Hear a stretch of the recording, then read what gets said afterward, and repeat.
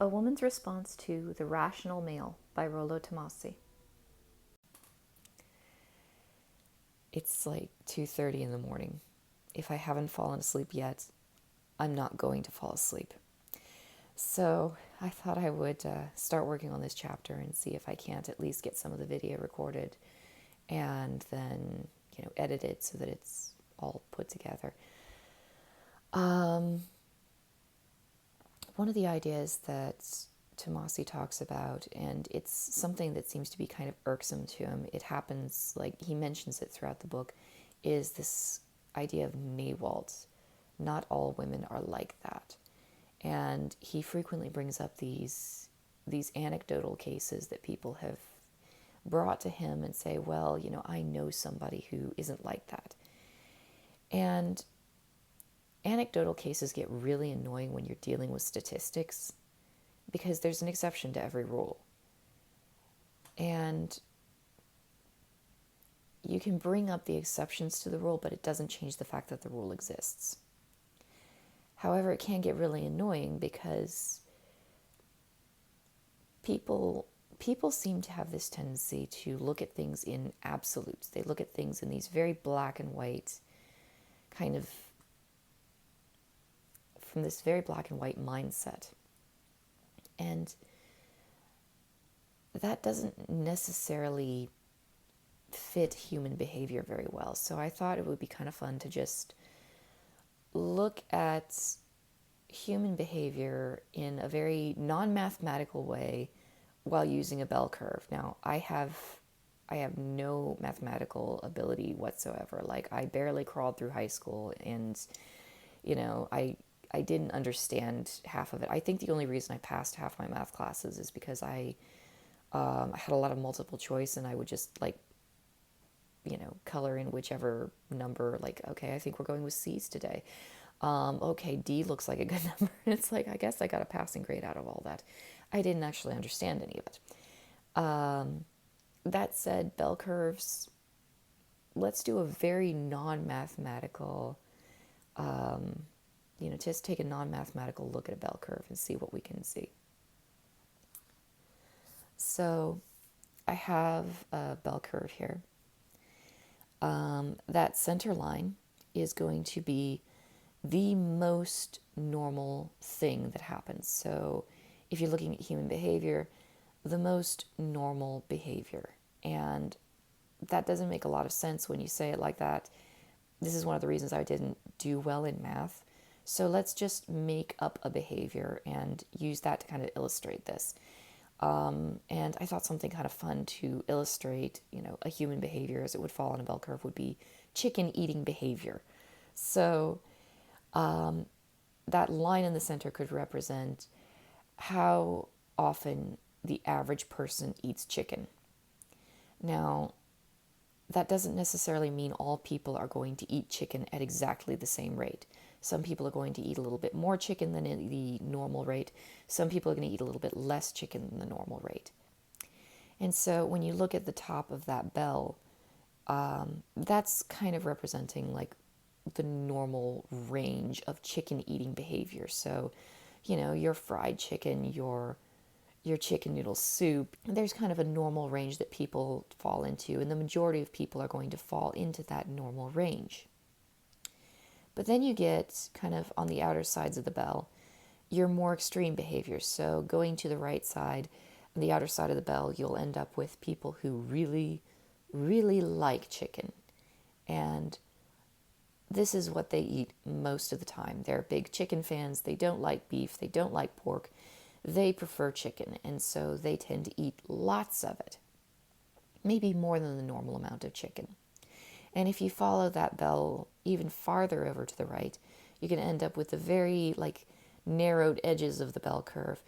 And that's like unusual chicken eating behavior. So people who will eat perhaps only chicken, which is something that actually does happen.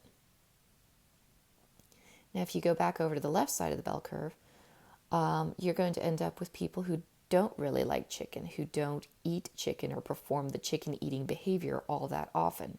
So folks who don't like the taste, folks who don't like the texture. It's kind of hard to find, It's kind of hard to imagine people who don't like chicken, but they're out there. And then when you go to the tapered edges of the bell curve, on the left side, you're going to end up with people who are vegetarian or vegan who simply refuse to eat chicken. And they just won't eat chicken. And so that's a bell curve representing, chicken eating behavior in humans. No, this isn't an actual study. No, this isn't actual math. I sort of hate the idea of doing actual math, so I'm taking the lazy way out and just talking about a very common human behavior and how that could be mathematically represented in the population, hypothetically.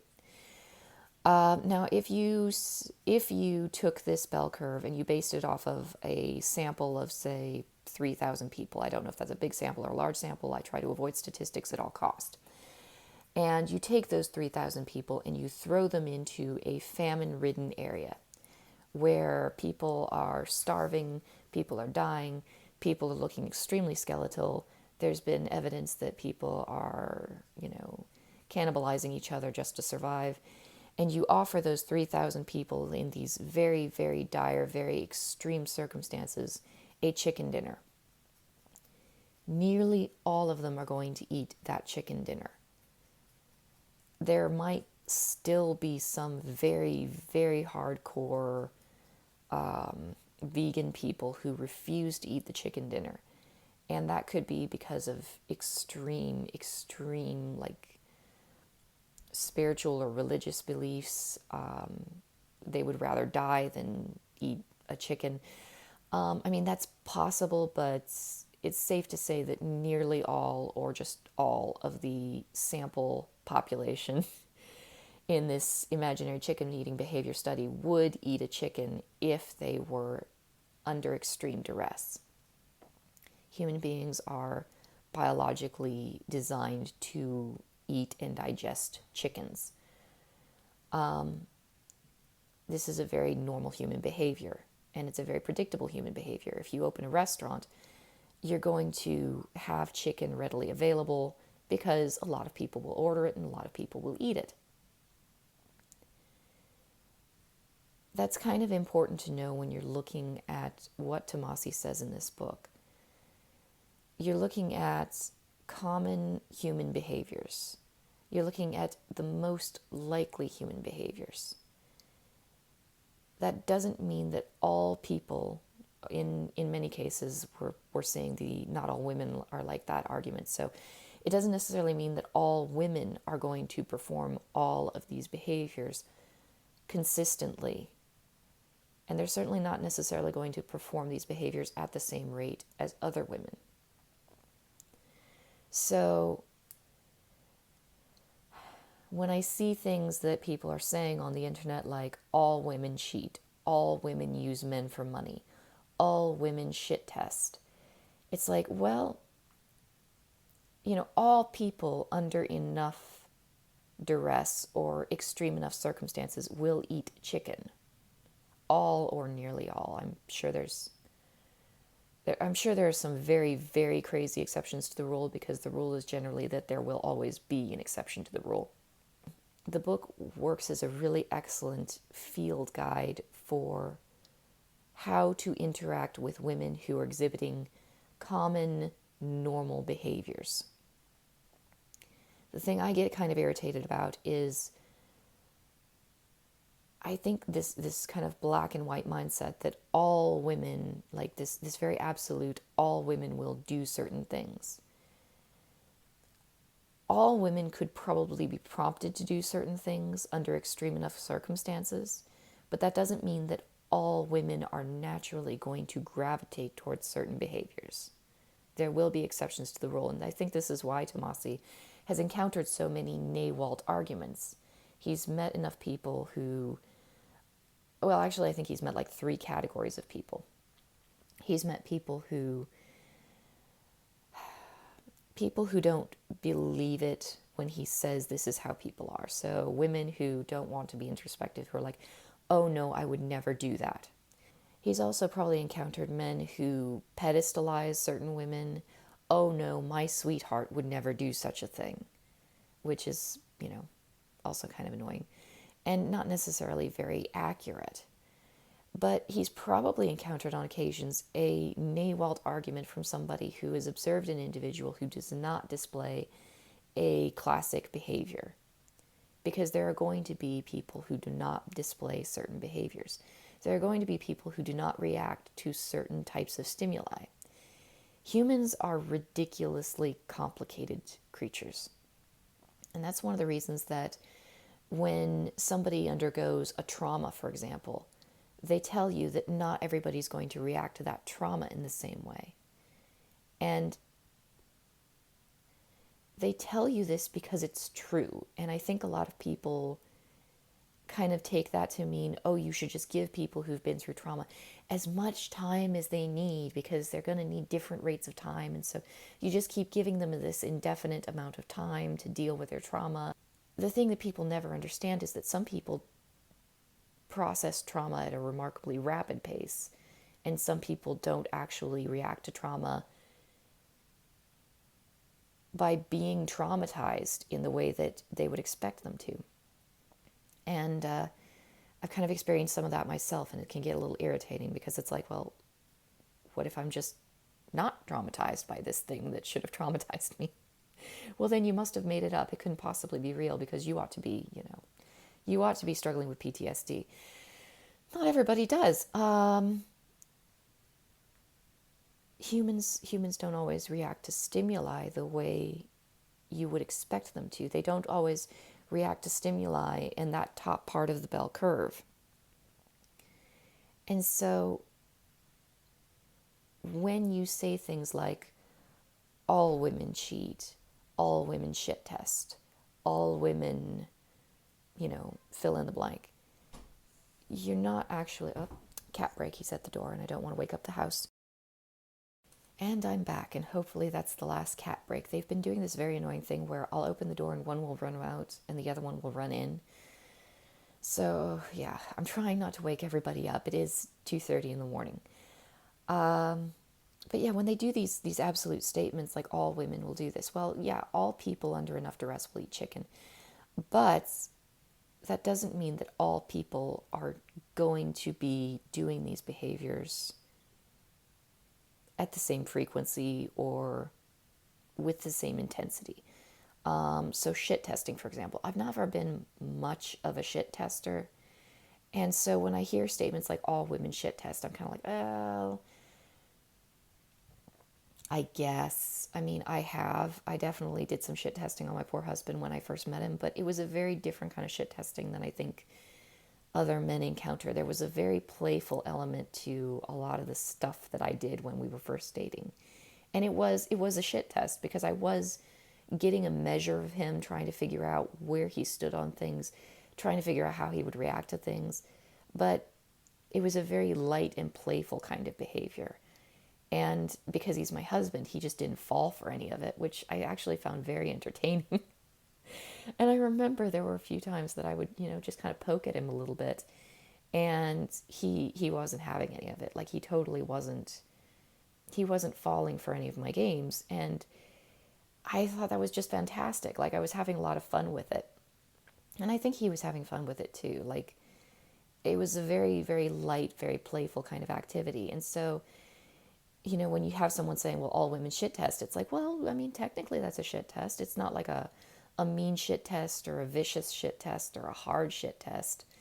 And I haven't really done it since the early days of our dating because honestly, our life, really, sir? Really? Our life together has been like one giant shit test. Just getting through life, it's been like, I mean, there's never been really much of a need to, to poke at him and see what his mettle is. It's always been pretty clear, and it's always pretty much at the forefront of whatever it is we're doing.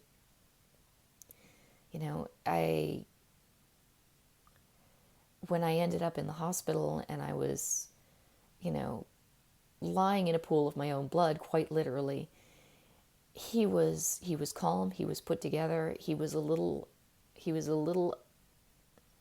rattled because I'd nearly died right in front of him, which is kind of dramatic, but he was very calm, he was very together.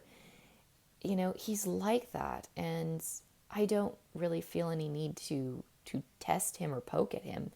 All I have to do is just sit back and watch him in his day-to-day life, and it's like, yeah, no, it's definitely the man I married. So, do I shit test? Yes. So, am I probably in that part of the bell curve where it's like, well, probably doesn't do this behavior as much as other women do this behavior, does it a little bit? Are there probably women who shit test less than I do? Almost certainly. When people say, I don't do this behavior, they're not necessarily in denial. Most of them, it's probably safe to say, most people who say, oh, I would never do that, they're in denial. But there are some people who literally do not do some of these behaviors, who are looking at it saying, I don't do that. So, for example, me with competition anxiety, I really, really genuinely do not think that this is a behavior that I do, or something that I'm a stimulus that I'm particularly responsive to. So if you're trying to get me to engage in behaviors as a result of certain types of stimulation, that's not necessarily going to be a stimulation that's going to produce the desired behavioral response. It's just, I really don't think that it's going to work out like that. Does that mean that it's not a good behavioral response to be aware of? No, because the majority of people are going to be in that, that top curve of the bell curve. They're going to respond to that kind of stimuli. I just don't think that I particularly respond to that stimuli very well. So, yeah, I get a little bit irritated. There have been a lot of people who have told me that I'm deluding myself. There are a lot of people who include me into this lumped up category of all women do this. And it's like, well, wait a minute there. I think you're kind of oversimplifying human behavior and human traits. I just don't think that people are quite that simple.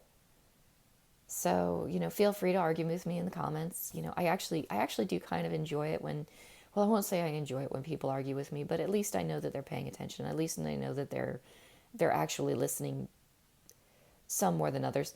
But yeah, if you want to disagree with me, then definitely leave me a comment, and I'll chat with you about it.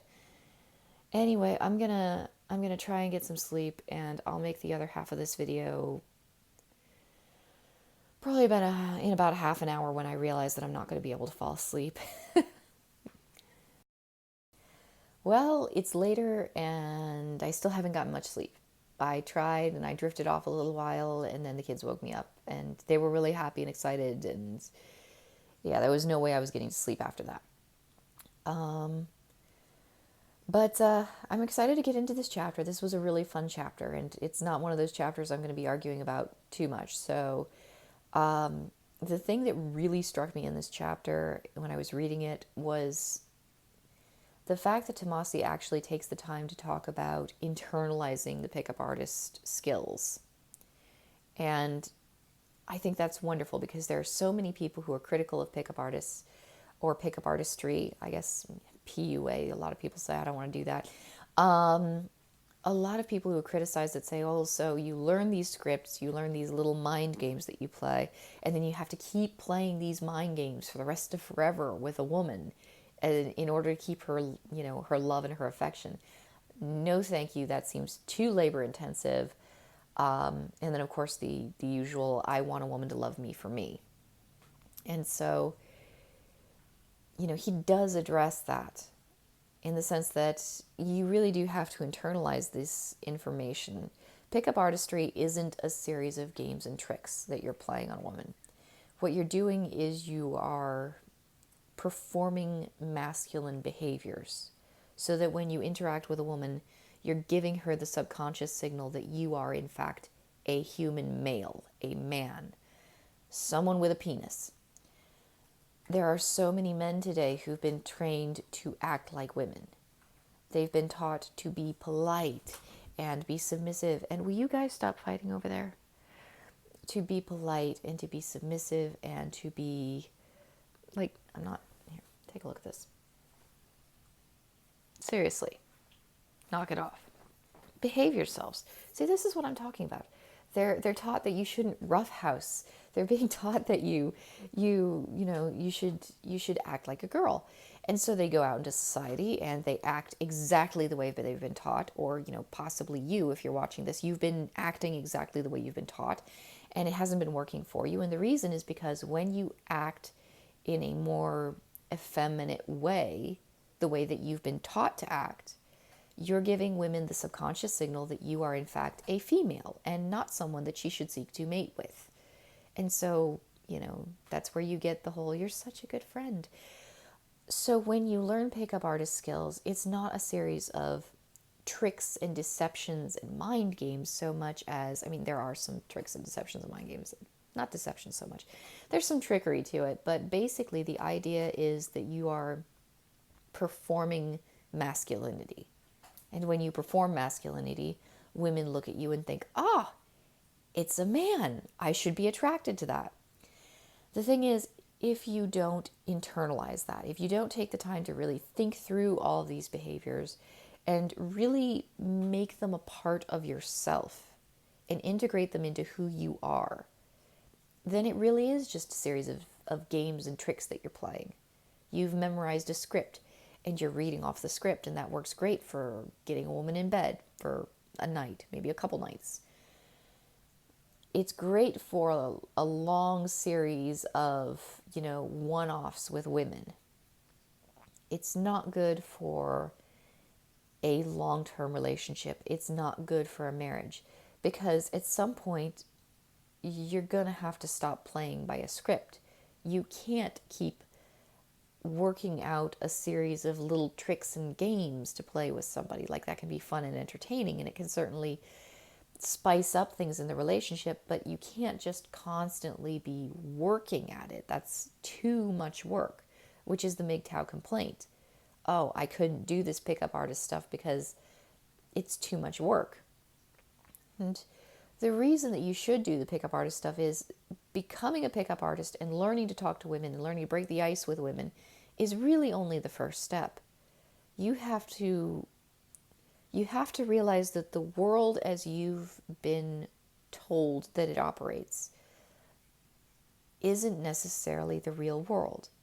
The world that you've always grown up and operated in and played by the rules of is not necessarily a real world. It's a socially constructed, somewhat fabricated world. And I'm not saying that necessarily in the sci-fi sense. I'm saying it in the very real and literal sense. There's been a lot of restructuring of our society by feminism and feminist interests. It's not necessarily been a conscious restructuring, but it has been a steady and constant restructuring. Men are not expected to be manly anymore. In fact, it can be irksome, tiresome, and annoying when a man is manly, so they tell you don't do that, don't rock the boat, don't act like a man, don't be masculine.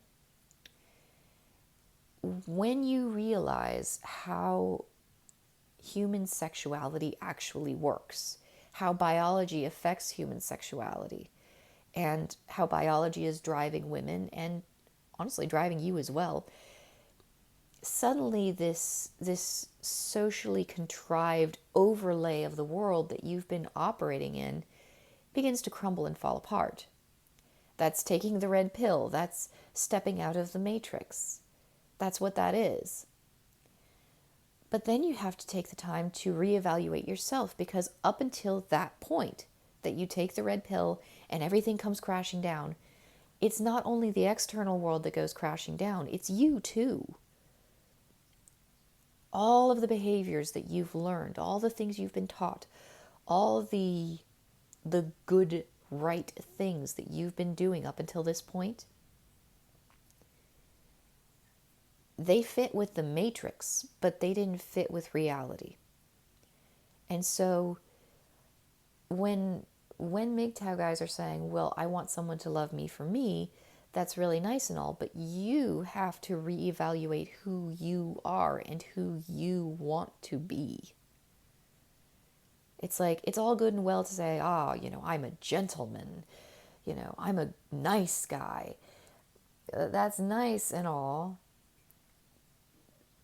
It's very rewarded within the framework of the matrix, within the social feminist fabrications of society. It's a very positively enforced behavior to be a nice guy. But it's not particularly masculine. And human beings are biological creatures. We're animals. We're highly evolved, very hyper intelligent animals. And so without masculine displays, without masculine cues, women are not going to respond to you sexually. You can be as nice as you want. So you're going to have to go back and reevaluate all of your behaviors and all of your patterns of life that you've been living, all the things that you've been told were the right and good thing to do. And basically your own understanding of yourself and who you are. You have to go back and sort through that and sift through everything that you've ever been taught and pick out all of the feminist bullshit that's been shoved down your throat since the time you were like knee high to a grasshopper. All this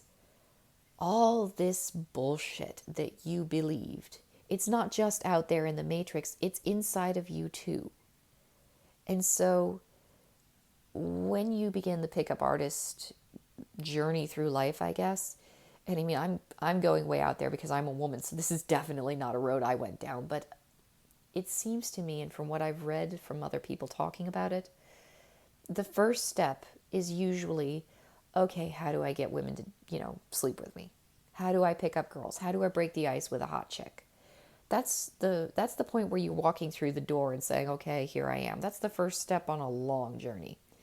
And if you're smart, and not all men are, you keep going down that road. The matrix crumbles around you and you realize that you are a part of the matrix too. And you have to go sifting through yourself and figuring out who it is you want to be. And that's when you internalize these pickup artist games. That's when you realize what masculinity is. You have to define it inside your own head, and then you have to live it. And it's a fantastic journey to take because you're not just doing it for women at that point. You're not just doing it to get laid. You're doing it so that you can be the best version of yourself, which sounds like a really, really corny, like self-help phrase that's, I'm sorry guys, I don't know a better way to say it, but sorry. But yeah, the best version of yourself, the best version of you, a masculine, healthy, well-functioning version of yourself. And at that point, and this is another thing about Tomassi that I can definitely respect, he looked at it and said, this is more of an individual journey. Like, this is the point where everything breaks off and you can't really set out a clear roadmap with clear signposts on it that say, okay, now you need to go here. Because this is the point where you're breaking off of the main road that you've been traveling, which is the main road of the matrix, the blue pill road. You're breaking off and you're going off on your own separate journey. And that journey should, ideally, lead to you becoming a stronger, better, healthier, more self-aware, more well-adjusted person. It's not an easy journey at all, but it's a remarkably rewarding journey. And, this is the point where you do start looking at the self-help books. You do start reading through, Tomassi's book, but there's a lot of other books that come to mind. You start trying to learn about how to improve everything in here. And once you do that, once you've internalized this sense of self-improvement and building yourself and becoming the kind of man that you want to be, because just because you're biologically male, just because you've reached adulthood, that doesn't make you a man. You know, you want to become a true man. And, you know, I suppose I could say this for women too. You want to become a true woman. You know, you make this journey as a human being. And this is one of the, honestly, I think this is part of becoming an adult. And honestly, I think it's a part of becoming an adult that a lot of people miss out on. If they're not paying attention. Like, I know way too many people who are like, well, you know, I just partied my whole life away. That was fun. I have known people like that. It happens. But you make that journey, and it's a very rewarding journey. And if you're so engrossed in making that journey and becoming this thing that you're becoming, being attractive to women is not driving you forward. Women will be attracted to you anyway at this point, because once you internalize what it is to be masculine, you don't have to play games or read through a script to give a woman subconscious cues that you're masculine. You figured it out. You are masculine now.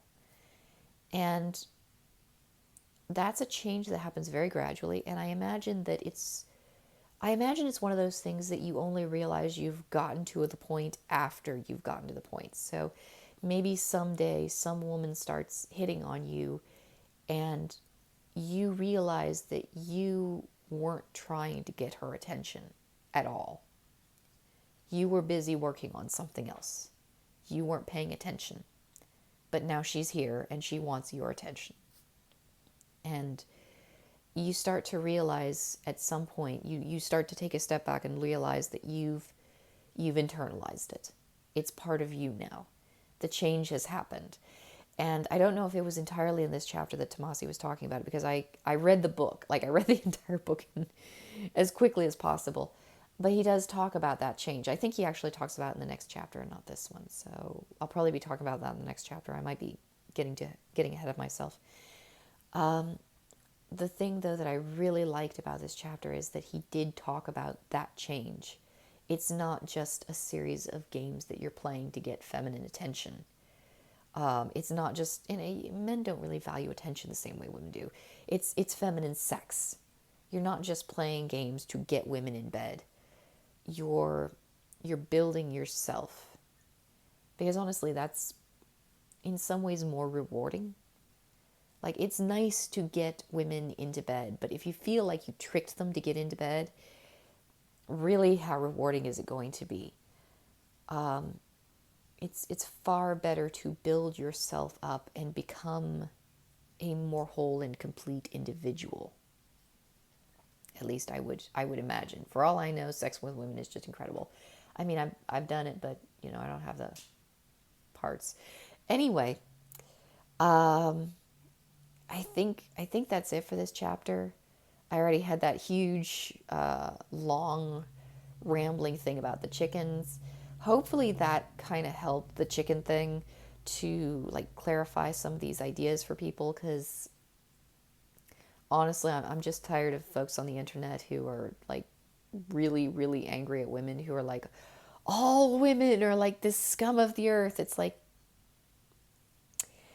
do you know how much you sound like feminists right now? Because you don't want to sound like them. Those people are crazy. So yeah, big long chicken intro. Please forgive me. But hopefully this chapter review actually had some kind of useful information in it. And next week we'll talk about the next chapter. Should be fun. Hey lady, how you doing? Are you broody today? Are you feeling a little broody? Can I pet you? Nope. Okay, well, I gotta get you off these eggs. Come on. They're not gonna hatch. I'm sorry, but they're not gonna hatch. How you feeling? How's your leg doing?